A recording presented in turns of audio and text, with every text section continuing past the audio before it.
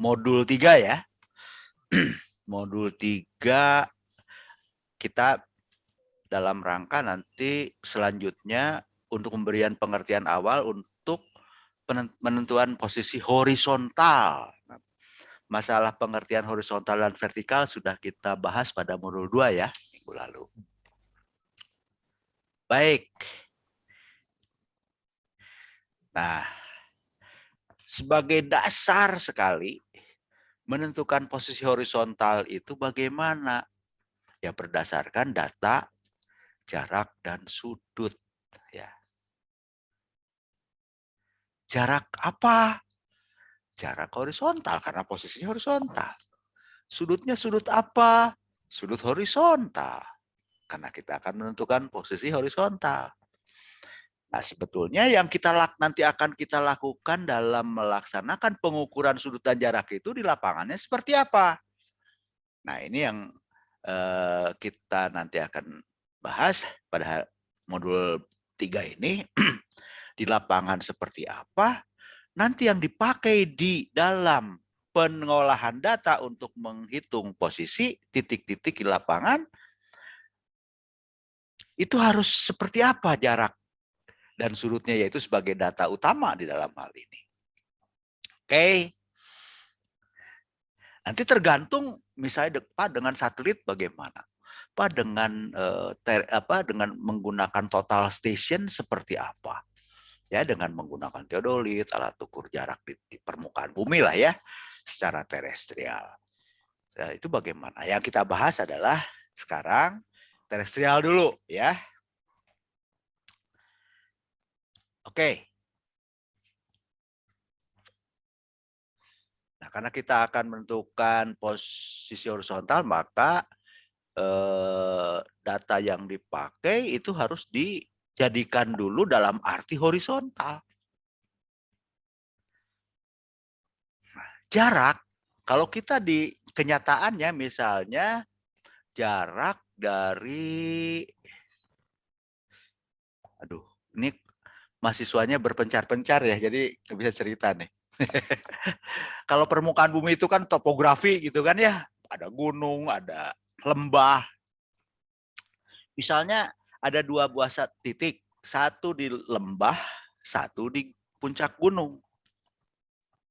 Terus Anda ukur jaraknya dari lembah ke puncak gunung. Itu kan? Coba Anda bayangkan. Entah pakai apa, pokoknya ngukurnya jarak langsung bisa diukur dari lembah ke puncak gunung. Pak pakai apa caranya? Nah, itu lain cerita. Pokoknya bisa dulu gitu ya. Yang Anda peroleh adalah jarak yang langsung dari lembah ke puncak gunung. Terus Anda pakai langsung untuk menentukan posisi horizontal. Nah, konteksnya ya, kita dalam hal ini kan menggunakan tadi misalnya mengukur jarak dari lembah ke puncak gunung pakai pita ukur, pakai meteran gitu lah ya. Nah, itu kan jarak yang miring gitu ya. Kalau ini kan kita berbicara horizontal, berarti puncak dan lembah itu kan pada ketinggian yang berbeda. Maka apa yang terjadi? Bukan itu yang diinginkan. Tapi ada pula metode penentuan posisi, misalnya saja secara 3 dimensi atau apa, nggak apa-apa Pak, jaraknya langsung aja, saya mau 3 dimensi segala macam, boleh. Gitu ya. Jadi kita pilah-pilah konteksnya apa nih yang akan kita bicarakan gitu ya. Jadi tidak harus horizontal, tidak, tergantung nanti yang kita butuhkan tuh data seperti apa. Tetapi yang sebagai dasar yang nanti kaitannya tadi dengan kertas grafik atau apa itu kan posisi horizontal itu ya. Nah, bagaimana kita berbicara menentukan posisi horizontal? Tentu jaraknya harus jarak horizontal, jarak sudutnya juga sudut horizontal. Oke? Nah, bidang horizontal kan kita sudah bahas ya, bisa macam-macam. Bisa bidang datar, bisa permukaan bola, bisa permukaan elipsoid, itu semua adalah bidang datar. Permukaan geoid, kita juga sudah singgung sedikit. Nah, jarak vertikal, biasanya ini untuk menyatakan tinggi. jarak antara dua titik dalam arah vertikal. Vertikal itu apa acuannya? Arah gaya berat atau arah yang tegak lurus terhadap permukaan elipsoid, arah yang tegak lurus terhadap permukaan geoid, arah yang tegak lurus terhadap sebuah permukaan bidang horizontal. Itu adalah arah vertikal. Jadi dalam arah itu. Nah, jarak ruang. Nah, saya definisikan di sini jarak ruang lah ya. Ini jarak langsung tadi antara dua titik di dalam ruang dari puncak bukit ke lembah bukit. Ayo kira-kira terminologi nanti yang akan kita pakai entah itu nanti pakai jarak ruang bisa, jarak vertikal bisa, jarak horizontal bisa. Konteksnya apa? Nah, konteks kita adalah penentuan posisi horizontal yang memang kita akan menggunakan datanya itu sebagai data untuk digunakan untuk menentukan posisi. Di lapangan itu jarak ruang, kita katakanlah ya secara umum yang kita gunakan di lapangan tuh ini. Di permukaan bumi kan Anda melakukan pengukuran jarak dari satu titik ke titik lain. Nah, kemudian bidang acuan yang akan kita jadikan sebagai acuan untuk menyatakan posisi apa? Apakah bidang datar? Apakah elipsoid? Nanti yang diperlukan juga jarak. Ini sama misalnya jarak yang di permukaan buminya sama nih. Tapi nanti mau menghitung posisi itu mau di bidang datar apa di elipsoid, putuskan dulu gitu ya. Ya kita nanti dalam PP1 ini kan kita berbicara bidang datar ya, yang kiri. Di di geodesi geometrik kita belajar yang kanan ya. Ini di penentuan posisi 1 di sini nih ya, gambar kiri. Jadi yang dipakai nanti hasil pengukuran jaraknya itu bukan yang ini untuk yang dalam konteks yang akan kita lakukan ya pada PP1, tapi ini jarak di permukaan bidang datar, bukan jarak di permukaan buminya. Jadi kita proyeksikan ke situ gitu ya. Nah, kalau di bidang referensinya itu adalah untuk melakukan hitungan tadi penentuan posisi itu terhadap elipsoid ya kita nanti kan kalau elipsoid kan vertikalnya apa? Vertikalnya itu tegak lurus terhadap permukaan elipsoid. Nah, jarak di lapangan ini nanti di permukaan elipsoid, jarak yang kita pakai adalah jarak horizontal yang di permukaan elipsoid. Kalau bidang datar, arah vertikalnya kan boleh dikatakan sejajar. Kita bisa asumsikan sejajar di situ. Ya. Jadi dalam penentuan posisi kita bisa menggunakan jarak ruang, bisa menggunakan jarak horizontal, tergantung konteksnya. Kita dalam hal ini kita akan membicarakan bagaimana menentukan posisi dengan menggunakan jarak horizontal. GPS nanti saya di segmen terakhir itu saya berikan ilustrasinya. Ada tambahan dari Pak Asep, Pak Darman, Pak Andri, silakan. Ya, terima kasih Pak Piping, Pak Asep, Pak Andri. Jadi yang dimaksud materi jarak horizontal dan jarak ruang itu yang prinsipnya ya sesuai dengan definisi geodesik itu dari situ Pak Piping. Ya. Itu garis hubung terpendek. Jadi garis hubung terpendek pada bidang datar, dalam hal ini bidang horizontal, itu yang semua kalau prakteknya kan di setiap titiknya dia mempunyai gravitasi atau gaya berat yang sama. Jadi itu yang bidang datar dimaksud di sini yang bidang yang tegak lurus dengan garis vertikal kan, jadi ini. Jadi garis hubung yang terpendek antar dua titik kalau dia pada bidang datar yang horizontal gitu ya, bidang datar tadi itu merupakan garis lurus, garis penghubung lurusnya. Tapi kalau pada permukaan yang melengkung, baik itu buah maupun elipsoid, ya garis hubung terpendeknya pasti melengkung gitu kan. Ya. Kalau di bola dia pasti busur lingkaran besar itu sesuai dengan jari-jari bolanya busur. Dan kalau di elipsoid itu geodesik itu. Jadi jarak dari titik A dan B ke A itu yang dimaksud jarak horizontal atau geodesik itu pasti Ya, sama. Karena nanti di geodesik geometrik ada jarak irisan normal itu Pak Bebing. ada Terus kita. dari saya itu Pak Bebing. Ya, Terima terima kasih kasih. banyak. Ya, tapi betul penekanannya adalah jarak. Yang dimaksud adalah garis hubung terpendek antara dua titik. Nah, yang dimaksud dua titik itu ada di mana? Di permukaan bumi. Tentu jarak ruang ya maksudnya ya. Ya. Apakah di bidang datar, di permukaan elipsoid? Nah, itu bisa bermacam-macam pengertiannya. Jadi, dimanapun bidang referensinya atau ruang referensinya, ya jarak itu garis hubung terpendek, gitu aja. Ya, Sudah tertulis itu. ya, itu ya. Jadi ini titik 1, titik 2 katakanlah ya. Nanti di bidang horizontal ini diambil, andaikan Anda memproyeksikan lah ke permukaan bidang datar. Oh, berarti di sini titik A-nya di bidang datar adalah yang ini dalam arah vertikal gitu ya, dan titik B-nya di sini gitu ya. Nah, ini jaraknya. Demikian pula kalau kita berbicara di permukaan bidang referensi yang lain. Itu pengertiannya. Jadi Anda harus tahu, oh kalau begitu, kalau saya menggunakan bidang referensinya bidang datar, saya harus melakukan reduksi. Ini kan jarak di permukaan bumi, ini jarak di permukaan referensi bidang datar. Ini kan beda ya. Ini jaraknya, katakanlah kalau digambar ini jaraknya miring, ini jaraknya datar. Harus diapakan? Oh, berarti saya harus tahu sudut dan lain sebagainya. Itu ya maksudnya. Kemudian juga kalau di permukaan elipsoid, oh ini apa? Oh nanti ada lagi dari permukaan elipsoid bidang proyeksi, ya itu ceritanya beda-beda gitu ya, bisa macam-macam.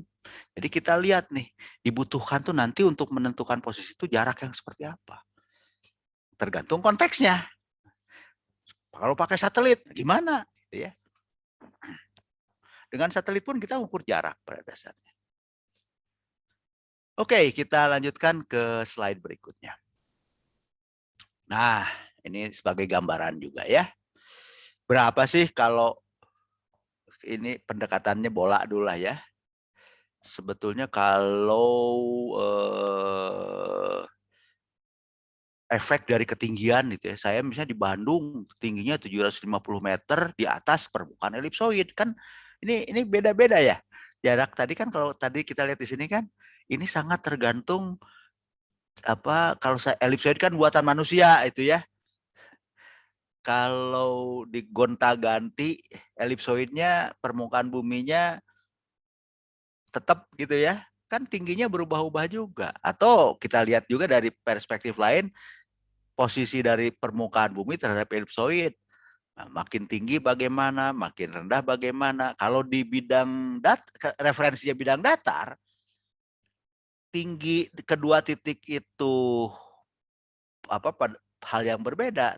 Tetap aja kan ininya proyeksi dari apa namanya, efek ketinggiannya boleh, misalnya saya geser lah ke sini ya, apa permukaan bumi atau bidang datarnya saya geser-geser ke atas ke bawah, kan apa, kalau dia jarak datar di sini di titik A, di titik B gitu ya kan, ini sama aja gitu ya. Tapi tidak demikian halnya kalau kita berbicara di apa namanya, kalau kita jadikan bidang referensinya itu permukaan elipsoid. Nah, sebagai gambaran lah ya, ini pakai rumus sederhana aja, anggaplah sebagai bola dulu ya. Theta sama dengan D dibagi R gitu ya. Theta sama dengan S dibagi R plus H, kan sama ya. Nah, kita ingin melihat apa sih, berapa sih efek tinggi, kita simulasikan aja gitu ya. Anggaplah R bola jari-jarinya 6371 km. Ya, kira-kira dekat lah ya. Nah, apabila kita di permukaan bumi ada dua titik yang berjarak 50 meter di permukaan bumi, berapakah jarak di permukaan elipsoidnya? Kan bisa kita estimasi dari formula sederhana ini kan. Kalau tingginya 100 meter di atas permukaan elipsoid, bedanya 1 milimeter. Kalau 1000 meter di Lembang misalnya ya, ada dua titik sejauh 50 meter. Kalau di permukaan elipsoid berapa? Beda 8 mm. Kalau 1000 meter, bagaimana nih jarak S-nya ini ya?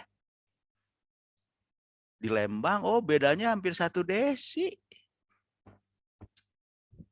Gede ya perubahannya. 100 meter aja 16 mm nih bedanya di permukaan bumi dengan di permukaan elipsoid apabila jari-jari buminya 6371. Sebagai gambaran aja. Jadi nggak sama, tergantung variasi tinggi juga ya. Kalau kita berbicara di elipsoid, tapi kalau di bidang datar sama. Baik di apa ini pada ketinggian yang sama ya. Ini titik kiri dan kanannya mempunyai tinggi yang sama. Bidang datar nggak ada masalah. Jadi kalau nanti Anda bisa memperkirakan gitu ya, kalau jaraknya kejauhan, apakah masih bumi dianggap datar atau apa, seperti yang kita telah simulasikan juga ya pada kuliah sebelumnya. Nah, sudut sekarang bagaimana? Ya, kalau kita berbicara bidang acuannya bidang datar, yang sederhana dulu aja lah ya, bidang datar. Berarti sudut misalnya ada 3 titik A, B, C. Nah, kalau titik, andaikan di dalam gambar ini diilustrasikan bidang datar ini melalui titik B, terletak pada titik B di sini. Ya, bidang datar ini kan artinya tegak lurus terhadap sebuah arah vertikal gitu ya. Di B saya tempatkan bidang datar. Maka titik-titik lain bisa kita pandang A dan C-nya juga ini kalau diproyeksikan, jadi ini terletak pada bidang datar adalah yang ini, titik C di sini. Berarti sudutnya ini. Sudut horizontal di titik B yang dinotasikan sebagai theta di sini. Nah, yang dimaksud dengan sudut vertikal apa? Dalam arah vertikalnya. Ya. Sebentar ini. Kalau di sini dinyatakan sebagai alfa ya, sudut vertikal, atau tergantung kalau bisa mendefinisikan ada sudut vertikal itu dari arah zenit ke, misalnya dari B ke A. Apakah yang ini? Apakah dari bidang horizontal ke arah A? Alfa, di sini ZA ya. Sudut disebut, kalau yang alfa ini disebut sebagai sudut miring. Kalau bahasa Indonesianya istilahnya, kalau di dalam secara umum itu sudut vertikal lah ya. Ini sudut miring, atau kalau dari arah vertikal, dari arah zenit ke arah dari B ke A, itu disebut dengan sudut zenit. Nah, ini istilah-istilah ya. Nanti tadi Pak Asep juga ada kabar menggembirakan, mudah-mudahan praktikum sudah bisa dimulai ya Pak Asep. Nanti bisa lebih memahami lah ya kalau ada sudah pegang alatnya. Tapi ini sebagai pengantar aja dari saya ya, supaya nanti Anda bisa memahami yang dimaksud itu apa sih gitu ya. Supaya nanti hasil pengukuran itu kan alatnya ya, yang diukur alat ya itu gitu ya. Nanti tergantung maunya kita. Kita mau menghitungnya di permukaan bidang datar untuk menentukan posisi. Apakah di permukaan elipsoid? Apakah 2 dimensi? Apakah 3 dimensi? Itu tergantung kita. Datanya dari alat ukurnya sama. Ya itu aja. Tergantung nanti bagaimana treatment kita terhadap data hasil pengukuran sesuai dengan kebutuhan. Apa yang nanti kita maksud untuk menentukan posisi itu dalam pengertian seperti apa. Oh, harus didatarkan. Oh, tidak harus. Dan lain sebagainya. Gitu ya. Ini penting untuk dijadikan sebagai dasar. Jadi jangan sampai nanti segala macam itu ya seperti itu gitu. Enggak ya. Kita berkembang terus gitu. Kita jadi harus ngerti nih. Kita mau ngapain. Oke, mungkin itu dulu segmen pertama. Kita lanjutkan ke segmen kedua dulu ya. Nanti kita atau ada tambahan dulu dari Pak Asep dan Pak Darman dan Pak Andri, silakan. Terima kasih Pak Bebing. Ya. Pertama untuk notasi alfa itu Pak. Ya, untuk sementara kita alfa dulu karena saya ambil dari buku itu. Ya, itu saya jadi notasinya suka nanti itu. Ya, betul. Jadi nanti prakteknya tadi ada disebut Pak Bibi, entah total station, teodolit, ataupun menggunakan alat sifat datar, leveling itu. Itu kenapa nivonya harus di tengah? Kenapa ada itu garis vertikal itu yang ke atas arah zenit, yang ke bawah arah nadir. Itu waktu kalian sudah centering nanti menggunakan alat istilahnya itu centering sekaligus tadi waktu diskusi dengan Pak Asep itu istilahnya ya sekaligus leveling gitu. Mendatarkan alatnya gitu. Ya itu yang suka lupa bahwa centering itu ada center dan leveling. Nah, kemudian waktu kita ngukur mau mendapatkan sudut horizontal theta itu tinggi titik A, B, C-nya kan tidak sama gitu. Ya, tadi dijelaskan Pak Bimbing, semua diproyeksikan dulu ke bidang horizontal itu, ke bidang mendatarnya. Kemudian alat teodolit dan total station itu ada piringan skala horizontal. Busur derajat lah ya Pak. Nah, busur derajat itu posisinya juga sudah horizontal. Jadi walaupun tinggi titik A, B, C-nya itu tidak sama, arahnya yang kita peroleh ya arah horizontal. Nanti selisih arah horizontal yang bagian kanan dikurang yang kiri, itulah sudut horizontal. Makanya nanti waktu praktikum, yang mudah-mudahan lah, waktu itu praktikum, bahwa sudut horizontal itu selisih arah horizontal.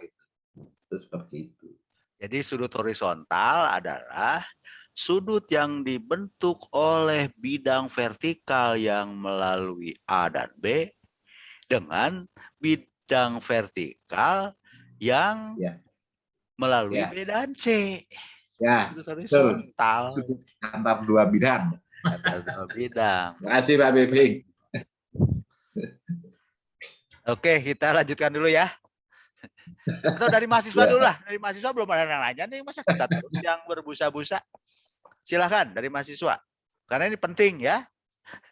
Hal-hal seperti ini nih. Nanti dengan fotogrametri ya, dengan drone apa, ya harus tahu yang diukur itu apa. Dari situ dari S1 sampai S3 sudut, jarak, posisi aja. Jarak, sudut, tapi di mana? Ngukurnya bagaimana? Yang diinginkan nanti bagaimana, kan gitu Pak Asep ya? Iya, betul.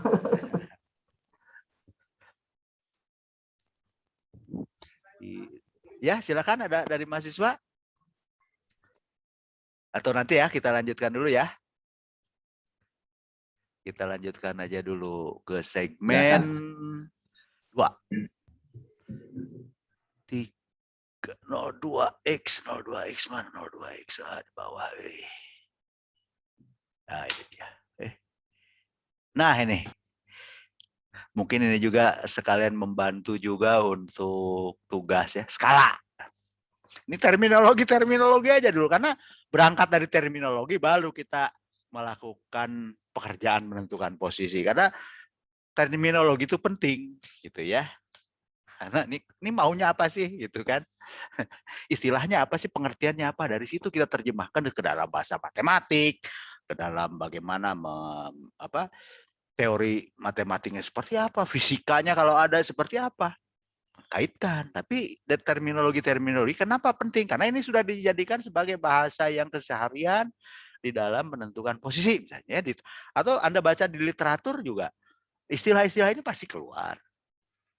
Pengertiannya apa supaya nanti Anda bisa bijak dalam bersikap ya untuk menindaklanjuti satu pekerjaan atau pemikiran. Oke. Nah,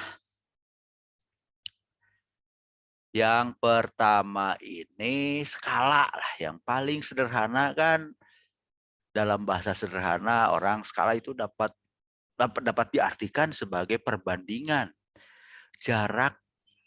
Kalau kita berbicara skala di peta ya, jarak antara dua titik di permukaan peta. Nah, ini saya ambilkan sebuah peta di sini ya. Ini peta di Indonesia buatannya Badan Informasi Geospasial. Skalanya itu tertulis 1:25.000. Apa artinya? Jadi perbandingan jarak di antara dua buah titik di permukaan peta dengan jarak tersebut di permukaan bumi. Makanya saya kasih tanda ini ya, quote unquote, tanda kutip. Kita harus tahu permukaan peta itu artinya apa, permukaan bumi yang dimaksud itu artinya apa. Tapi orang awam biasa sih nggak masalah untuk orang awam. Tapi untuk Anda, saya masalah gitu ya. Kalau untuk orang awam nggak apa-apa. Tapi kalau Anda yang belajar geodesi, nggak bisa seawam itu, harus paham. Jadi misalnya begini ya, skala peta 1/25.000. Berarti 1 cm di peta sama dengan 25.000 cm di permukaan bumi. Dalam tanda kutip semua nih. Permukaan bumi yang mana. Nah, kemudian juga misalnya saya ada 2 titik A dan B ya, berapakah skalanya dari kita ukur nih berapa jaraknya, kemudian skala jaraknya sekian. Kemudian ada C dan D. Di skalanya 1/25.000. Kalau kita bicara orang awam, di setiap tempat faktor skalanya itu dianggap sama ya. Dipukul rata. A ke B, C ke D 1/25.000. Apakah seperti itu?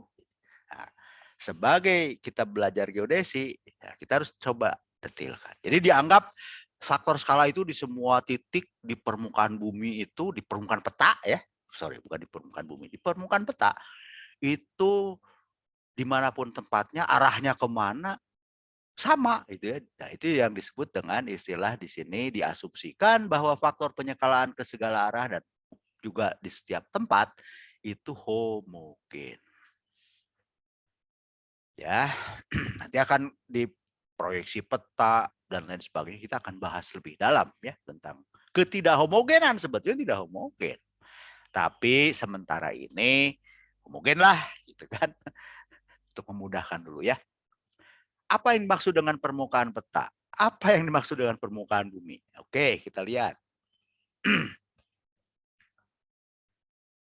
Nah, peta dapat didefinisikan sebagai representasi visual dari sebagian atau seluruh permukaan bumi.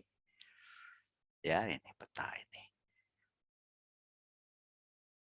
Peta dapat digambarkan secara 2 dimensi atau 3 dimensi dan divisualkan dalam format cetak ya, hard copy atau maupun secara digital, misalnya tadi dengan menggunakan Google Maps.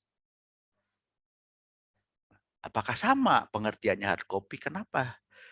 Sekarang pasti kalau digital ini punya lebihnya dong. Kalau nggak ada lebih dari hard copy, ngapain dibuat digital kan? Begitu ya. Pasti ada lebihnya. Coba dieksplor.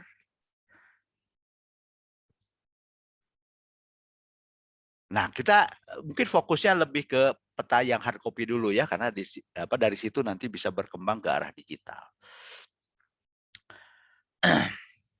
Nah, sedangkan kita tahu permukaan bumi yang sesungguhnya dapat lapisan terluar dari badan bumi yang sesungguhnya ini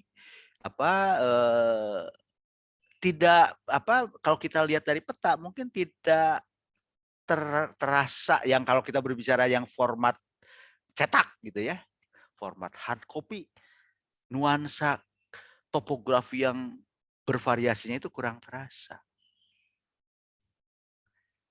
Ya. Kalau kita lihat yang kiri aja gitu ya, tanpa melihat ini beda, pokoknya sebetulnya A dan B ini tingginya berbeda gitu ya. Nah, kemudian dari peta ini Anda ukur jarak A ke B. A ke B itu kan di sini ya, A ke B. Bukan jarak kalau misalnya andaikan A dan B ini mempunyai ketinggian yang berbeda. Misalnya B lebih tinggi dari A.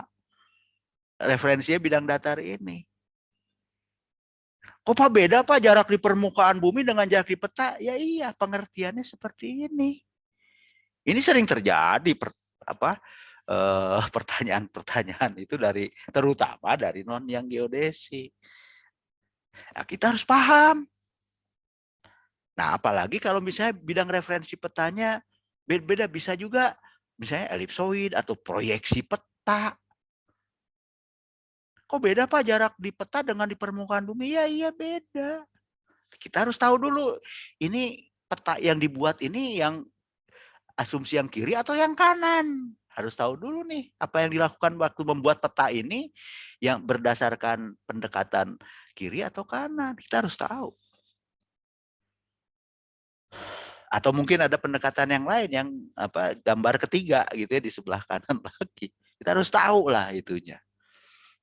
Pasti beda antara jarak di permukaan bumi dan jarak di peta. Begitu kan Pak Andri, Pak Asep, Pak Darman ya? Ada tambahan Ya, Pak? betul. Tuh, Pak. Ya itu masih banyak yang apa ya, jadi ya tadi di awal-awal kuliah Pak Pepeng nyampaikan gitu. Jadi mengolahnya itu istilahnya dapurnya di geodesi, masyarakat umum ya bahasanya mereka yang tadi Pak yang di sebelah kiri itu, bahwa skala peta itu perbandingan jarak di peta dengan yang sebenarnya gitu. Ya. Dapurnya itu di geodesi nggak seperti itu. Itu betul kalau misalnya bumi dianggap tidak melengkung atau kelengkungan bumi tidak diperhitungkan ya di materi penentuan posisi satu ini kan menekannya di situ. Untuk yang sebelah kanan itu yaitu sesuai dengan definisi di undang-undang lah gitu ya. Itu perbandingan antara jarak di peta dengan jarak yang bersangkutan di bidang referensi kan gitu ya Pak BP. Ya. Bidang referensinya itu bisa bidang datar atau bidang horizontal, bisa juga bidang proyeksi, ya pada umumnya itu gitu loh. Nah nanti di yang kanan itu maksudnya bukan langsung begitu.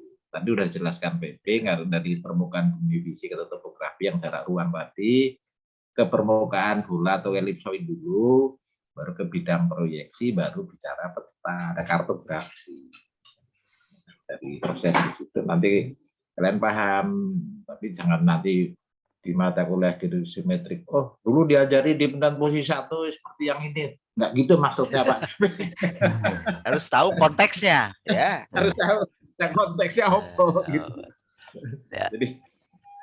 Jadi setiap saya itu Pak Bebek supaya mereka nggak bawa kita lagi. Nggak mau. Nah, apalagi kalau sekarang dunianya digital ya Pak Asep. Ya, betul. Beda nanti coba ada bayangkan tuh kalau digital loh, kalau di atas peta yang cetak seperti apa, nanti kalau digital seperti apa yang bisa kita lakukan. Nah, ini sebagai pertanyaan awal aja, silahkan Anda renungkan ya, diskusikan gitu. Oke, kita lanjutkan dulu ya. Ya, silakan terima kasih.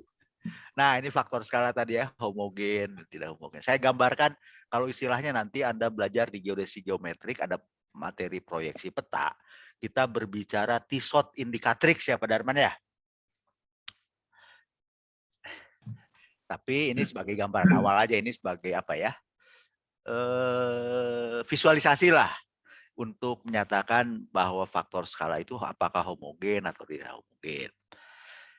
Kalau di yang sesungguhnya, katakanlah ini yang mendekati sesungguhnya kan di permukaan bola ya, atau elipsoid bumi kita ini kan yang paling mendekati sebetulnya. Jadi faktor skala ke segala arah sama nih. Kalau kita berdiri di permukaan bumi yang sesungguhnya, di elipsoid lah sebagai aproksimasi yang paling baik. Atau juga kita bisa, ini gambarnya harusnya kebalik nih ya. Kita anggap bidang datar pada bidang datar, yang mana bidang datar juga kan sebetulnya aproksimasi terhadap permukaan bumi kita juga. Tapi yang mana? Pada luas wilayah yang relatif kecil sehingga permukaan bumi di sini ya kalau kita berbicara di bagian kecil dari permukaan permukaan bumi kan masih bisa kita anggap bidang datar.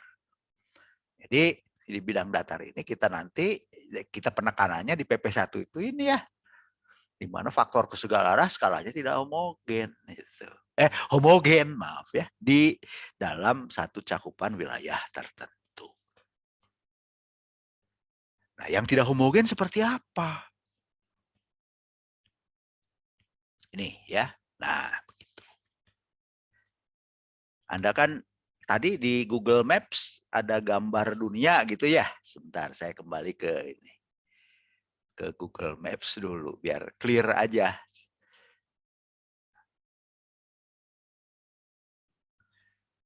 Nah, ini ya. Nah, ini Yang gambar sebelah kanan ini tadi di sini lingkaran-lingkaran yang ukurannya di setiap tempat di permukaan elipsoid ini sama. Kalau di sini berbeda-beda nih, ada lingkaran, ada yang ke elips. Nah, ini artinya mencerminkan faktor skalanya berbeda-beda. Arahnya kemana, lokasinya di mana, jadi tidak homogen. Secara umum ya, di proyeksi peta itu tidak ada proyeksi peta yang Tissot indicatrixnya itu dimensinya sama, tidak ada. Pasti mengalami distorsi. Artinya ini tidak sesuai dengan keadaan yang sesungguhnya. Anda harus paham. Itu kan Pak Darman ya? Betul, Pak. Kalau faktor skala itu nilainya untuk arah yang berbeda itu berbeda nilainya. Tapi kalau skala peta tadi dijelaskan Pak Bibi homogen sama. Itu tolong diperhatikan, diingat jangan berbalik-balik. Jangan kebalik-balik. Walaupun kalau di Google itu ada skala garis itu di bawah ya 2 km, 5 km dianggap sama tuh.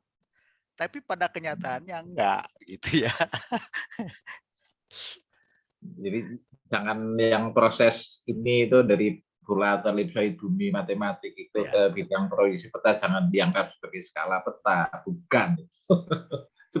Nah, dari bidang proyeksi ini jarak-jarak ini ke peta baru kita bicaranya skala peta supaya tidak bingung gitu Pak mereka Pak. Oke. Terima kasih. Ya. Nah, ini nanti kita diskusi lah kalau itu ya. Saya sudah barusan sudah nyinggung-nyinggung juga kan. Google Maps, tapi Bing Maps, ada OSM, ada macam-macam. Ada online map service itu banyak ini yang saya ambil yang dua ini karena ini dipakai oleh yang Google Maps itu dipakai oleh kalau di industri gitu ya di Indonesia dipakai oleh Gojek. Kalau Bing Maps itu Grab dari Microsoft. Anda bisa jualan ini jualan bisnis besar gini-ginian tuh ya. Oke. Sebagai gambaran aja itu ya. Nanti kita diskusinya bisa kita lanjutkan selanjutnya. Yang keempat. Nah. Atau sebelumnya ada pertanyaan dulu nggak dari mahasiswa? Silakan.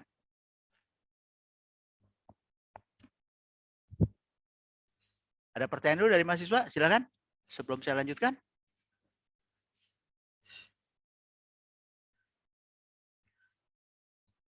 Ayo nanya.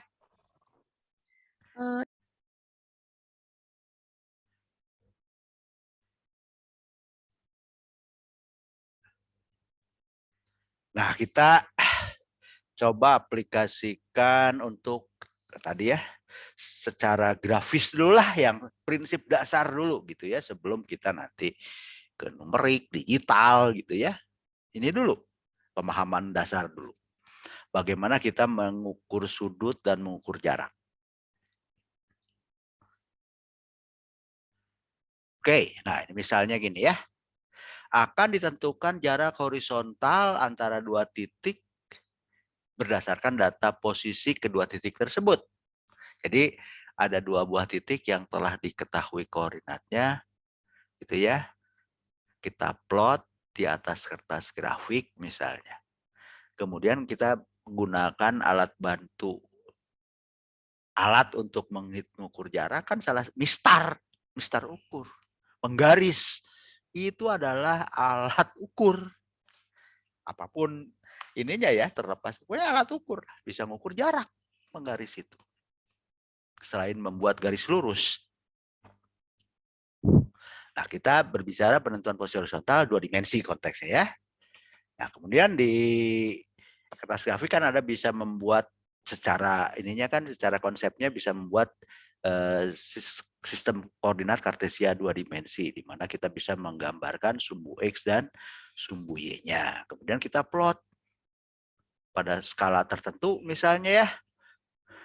Rencanakan dulu nih. Kemudian plot titik A dan B di atas kertas grafik. Oke, misalnya itu. Nah, itu. A dan B kita plot, tarik garis. dari A ke B. Berapakah jarak dari A ke B? Gunakan mistar ukur. Misalnya dengan mistar ukur, jadi jarak A ke B diperoleh 8,5 cm. Ya.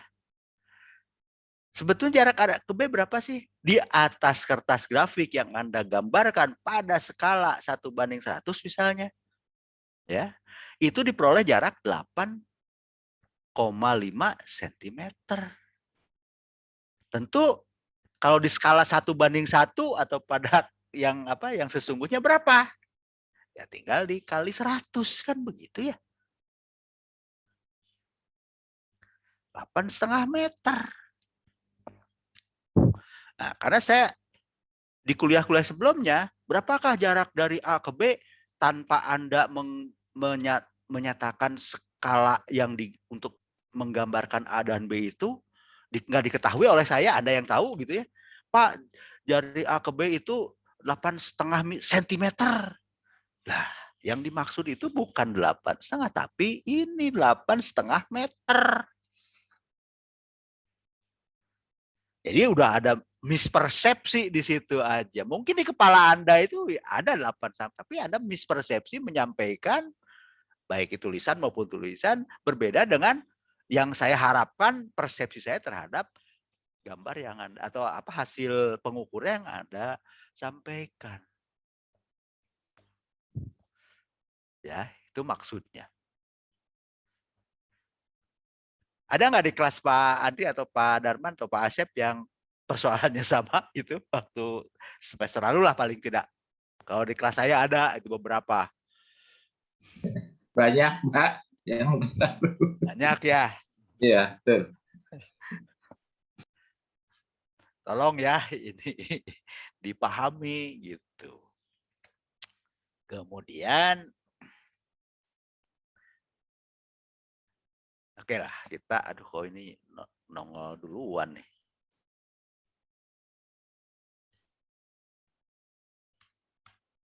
Ini gara-gara ini nih suka macet gara-gara anotasi. Sebentar saya matikan dulu anotasinya. Membingungkan. Oke. Nah, akan ditentukan sudut jurusan. Sebentar.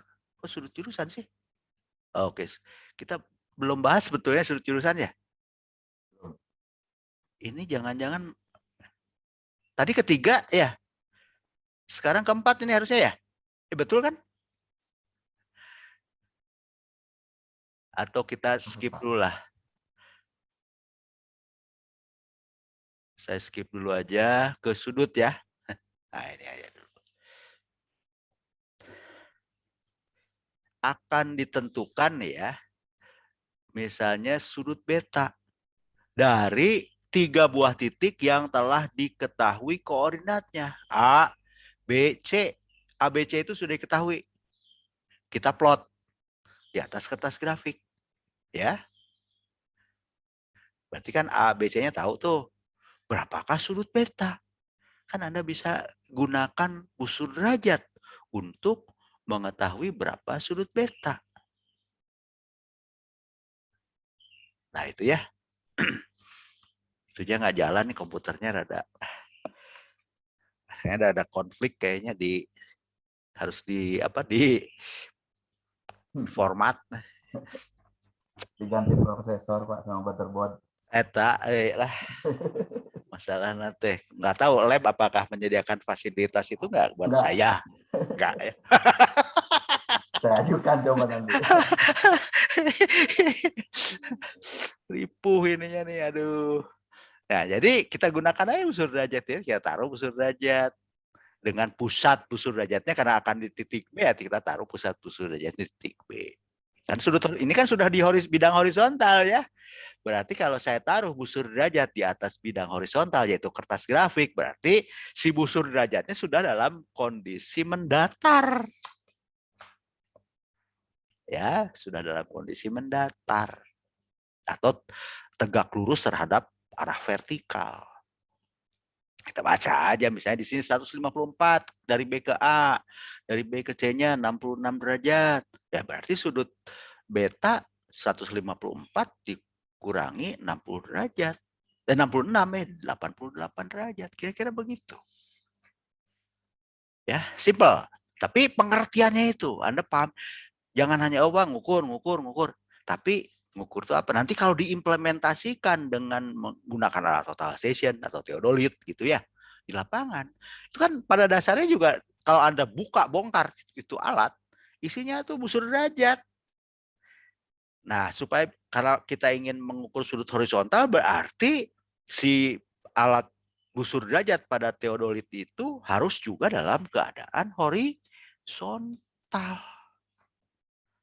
Nah, kemudian juga tadi kembali ke permasalahan yang pertama, jarak ya. Ini jarak di atas kertas grafik. Seperti tadi sebelumnya telah kita bahas nih ya. Oh, yang pada sebelumnya ya, jarak di atas peta tadi ya. Peta yang acuannya bidang datar. Itu pengertian-pengertian ini yang Anda coba pahami. Nanti kalau di lapangan, titik A dan B, kalau di Anda praktikum nanti ya, atau pada pekerjaan sesungguhnya, A dan B mempunyai ketinggian yang berbeda. Sedangkan ini diasumsikan pada ketinggian yang sama di sini. Berbeda ya. Tolong coba direnungkan, dipahami ya. Bedakan. Ini di atas kertas grafik, di lapangan enggak, belum tentu A dan B-nya belum tentu sama. Oke. Nah, ini ada istilah sudut jurusan. Nah, saya langsung aja ke gambarnya lah. Udah bingung. Nah, sudut jurusan itu adalah sudut yang diukur katakanlah dari arah utara, gitu kan? Dari arah utara searah jarum jam. Nah, ini acuannya itu arah utara. Utara itu bisa bermacam-macam. Ada utara geodetik, ada utara magnetik, ada utara peta, ada utara-utaraan, pendekatan gitu ya. Ya, macam-macam ya.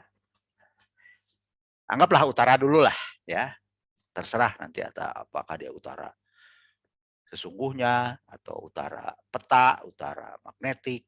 Kalau Anda pakai kompas, Anda gunakan pasti itu utara magnetik ya.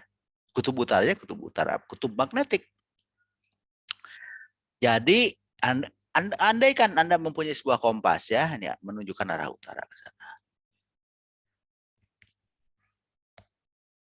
Anda bisa langsung kan baca, oh ke B berapa, itu langsung dibaca kan. Kalau di lapangan pakai kompas kan mudah ya, tapi utaranya utara magnetik.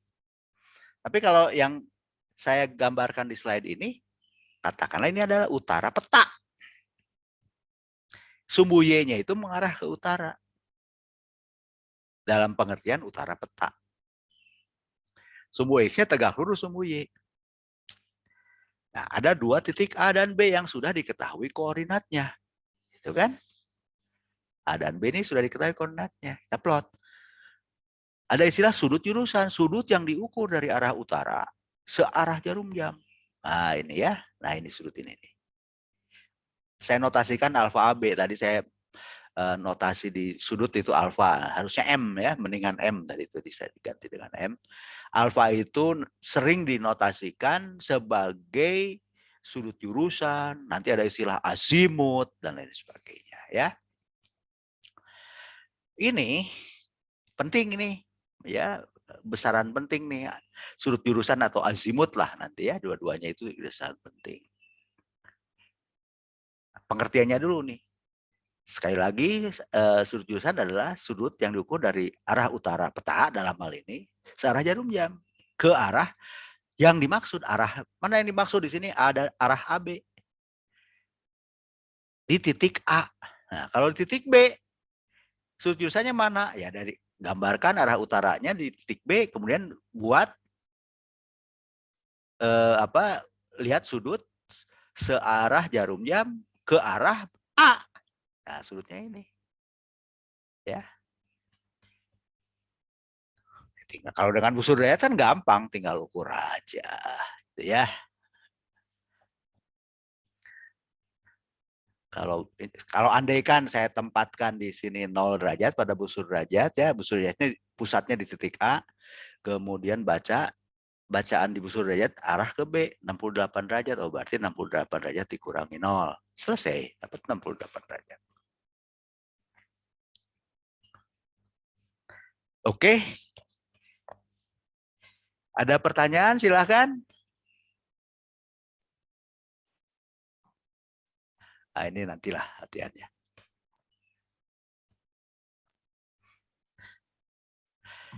Itu atau tambahan dari Pak Asep, Pak Andri silahkan. Ya, mungkin Terima kasih Pak Titik. Oke, silakan, Itu Pak. yang tadi sudut horizontal kaitannya itu kan berawal di modul 1 segmen kelima itu Pak Piping, ada gambar teodolit BPM itu. Ya. Nah itu kan ada busur derajat yang posisinya horizontal, ada yang posisinya vertikal. Gitu. Nah itu ketika arah teodolit itu sudah sentrik, yaitu ke titik B lah dalam hal ini, kemudian sudah leveling, artinya posisinya sudah horizontal, walaupun tadi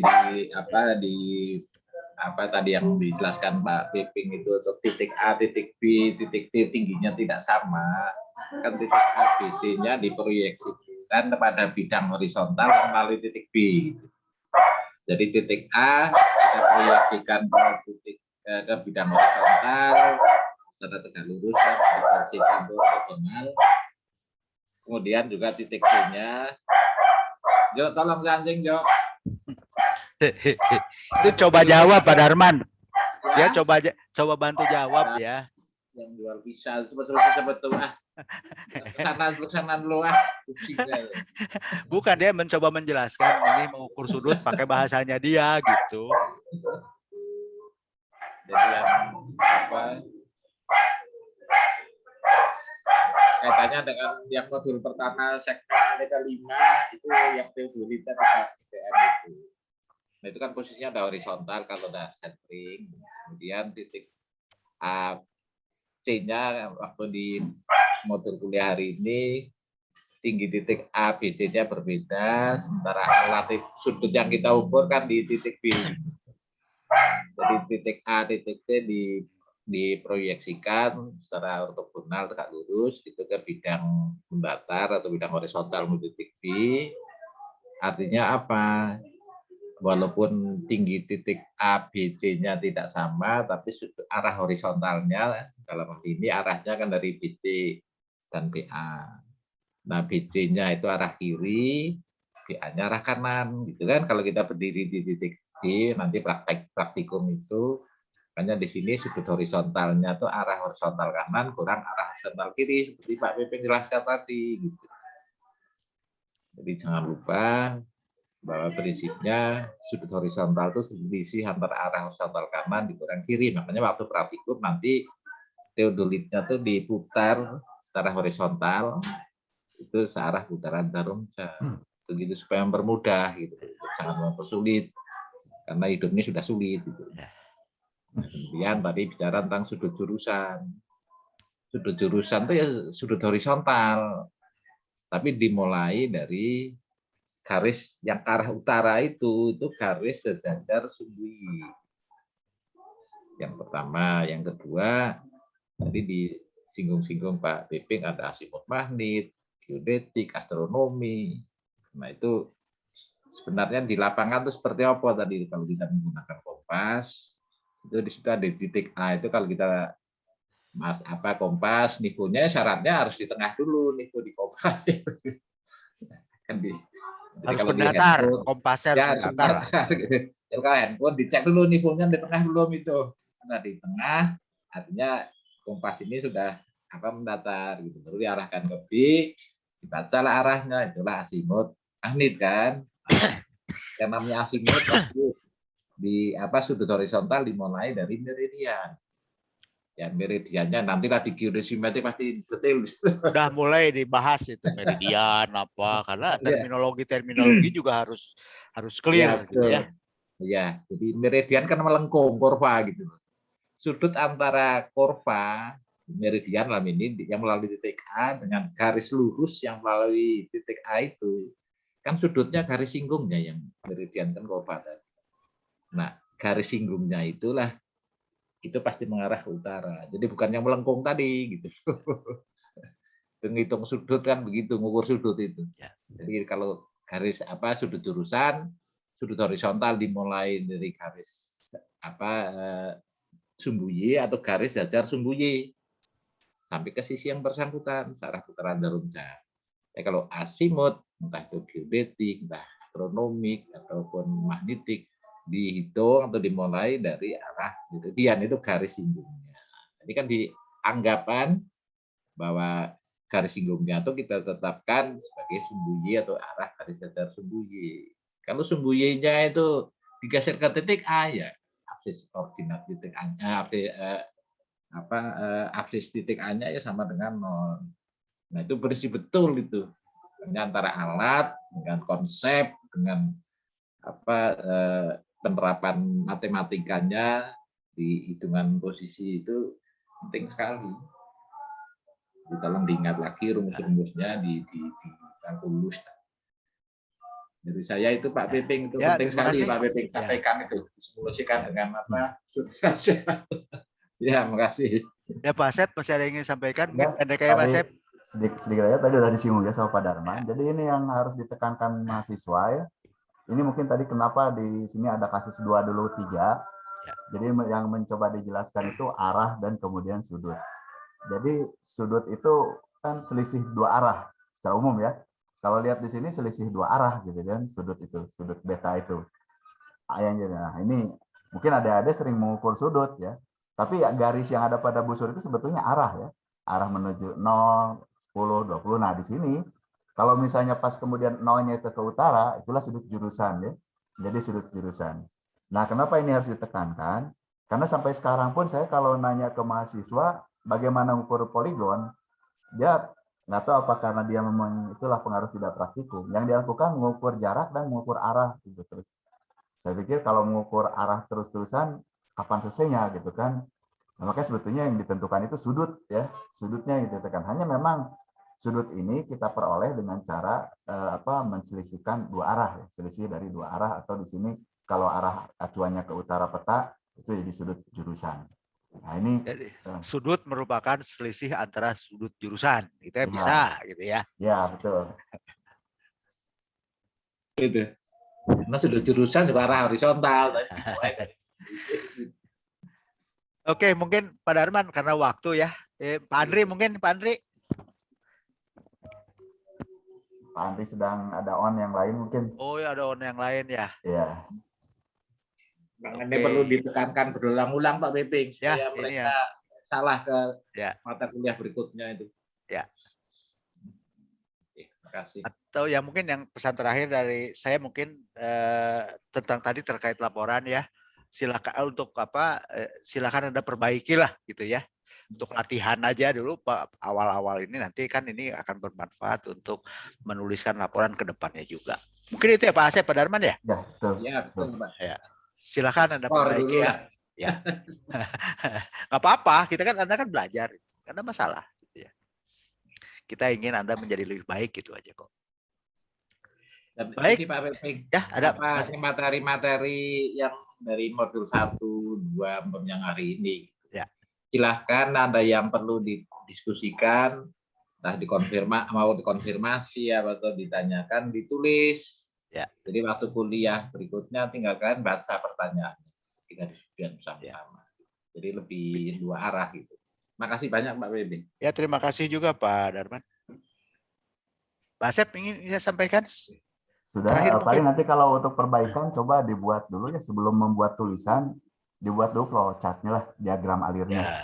Supaya nanti kalau Anda istilahnya pabelit, kelihatan flowchart-nya juga nggak jalan gitu kan. Iya. Gitu. Nggak ngalir gitu ya. Nggak ngalir flowchart juga. Jadi tulisan itu berdasarkan aliran flowchart seperti itu. Belajarlah latihan. Sederhana aja dulu. Bagaimana ngeplot itu sih? Nah itu ya. Dibuat diagram alirnya Anda ngeplot di milimeter blok ya. Cuman jangan mulai dari Anda beli dulu milimeter blok. Janganlah. Misalnya Anda melihat dulu ukuran milimeter bloknya, Anda sesuaikan, Anda tentukan sumbunya dulu di mana. Nah, seperti itu bahasanya ya. Ya. Nah, dari situ. Baik, terima kasih Pak Darman, Pak Asep. Mungkin Pak Andri lagi sedang sibuk punya double meeting ya. Ya. Kita ketemu lagi insya Allah hari Rabu ya. Ya, Rabu, Pak. Rabu ya. Oke. Karena waktu Itu jadi tadi Pak Piping, Pak ya. Ya, sama-sama Pak Darman. Kalau ada pertanyaan nanti kita bisa Anda sampaikan ya. Coba betul kata Pak Darman, coba aja ditulis ya di pertanyaan supaya nggak lupa gitu.